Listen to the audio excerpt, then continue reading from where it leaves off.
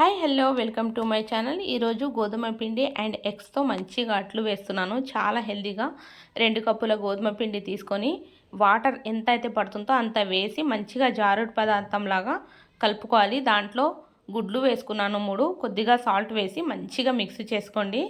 ఇందులో ఒక ఆనియన్ వేసాను, దీంట్లో సన్నగా కట్ చేసి వేసుకోండి. అండ్ దీంట్లోనే నేను గ్రీన్ చిల్లీస్ వేసుకుంటాను.